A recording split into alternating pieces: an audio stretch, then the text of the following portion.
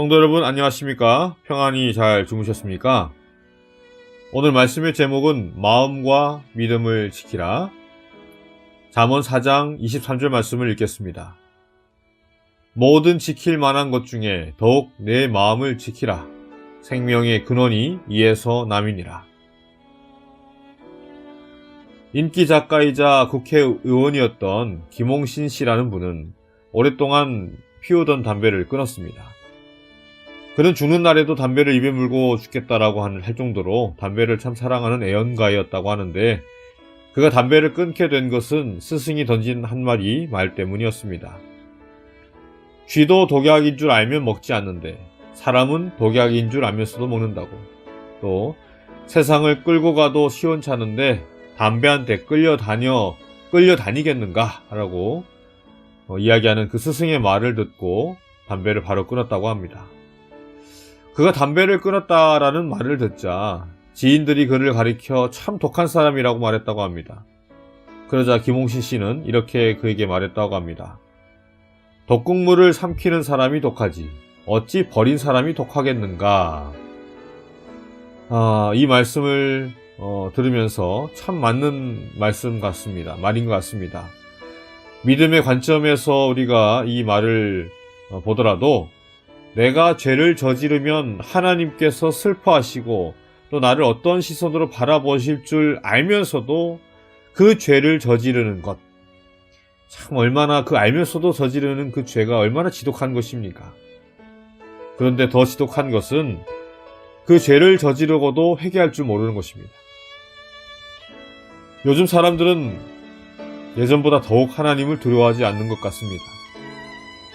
사람은 두려워하면서도, 사람 앞에서는 조심하면서도 하나님을 두려워하지 않고 그 앞에서는 조심하지 않는 것입니다. 그런데 세상 사람들 뿐만 아니라 교회 다니는 하나님의 백성들도 하나님을 더 이상 두려워하지 않는 것 같습니다. 잘못된 복음주의가 성도들을 그렇게 만드는 것입니다. 하나님이 다 용서하셨기 때문에 지금 내가 짓고 있는 이 죄도 이미 다 용서하셨다라고 생각하는 것입니다. 그런 생각으로 마음에 죄를 품기 시작하면 무슨 일이 벌어지냐면 하나님이 더 이상 보이지 않게 되는 것입니다. 여러분, 우리는 이 마음을 지키는 것이 얼마나 중요한 일인지 명심해야 합니다. 남아프리카의 인종차별 철폐 운동을 벌였던 넬슨 만델라는 종신형을 받고 27년을 복역하다가 풀려났습니다. 흑인 정부가 들어서고 그는 남아프리카 공화국의 대통령이 되었습니다. 사람들은 이제 그를 핍박하던 백인들은 이제 다 죽었구나라고 생각했습니다. 그런데 그는 그러지 않았습니다. 자신을 그 핍박하던 그 사람들을 다 용서했던 것입니다. 어떻게 그렇게 할 수 있는지 전 세계가 깜짝 놀랐습니다. 넬슨 만델라 대통령이 한 이야기 중에 그 이유가 바로 마음에 있었다 했습니다. 만델라는 이렇게 말했습니다. 어느 날 채석장에서 바위를 캐다가 문득 그들이 내 모든 것을 빼앗아갔지만 내 정신과 마음만큼은 아직도 빼앗아가지 못했다라는 것을 깨달았습니다. 그래서 나는 이것만은 절대 놔주지 않겠다고 결심했습니다. 이 사람들이 나를 27년이나 감옥에 가두었는데 내가 그들을 증오한다면 나는 여전히 갇혀 있는 것이나 다름없지 않겠습니다. 이제 나는 자유한 사람이 되었으니 더 이상 갇혀 지내지 않기로 했습니다.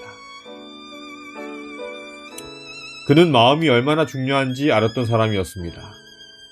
이제는 우리 그리스도인들이 어디 가서 자신의 믿음을 고백하고 말씀을 전하고 자신이 그리스도인임을 고백하는 것이 참 어색하고 어려울 정도의 그런 사회의 분위기가 되고 말았습니다. 분위기가 그렇게 되어버렸습니다. 참 믿음을 지키기가 어려운 세상입니다. 그러나 그런 가운데서도 우리는 얼마든지 믿음을 지킬 수 있습니다. 주님을 내 마음에 왕으로 모시고 살면 되는 것입니다. 예수님을 내 마음의 주인으로 모시고 살면 되는 것입니다. 성도 여러분, 오늘 하루도 성령 하나님을 내 마음에 모심으로 나의 마음과 믿음을 그 주시는 능력으로 지켜나가시길 바라며 오늘의 말씀을 마치도록 하겠습니다.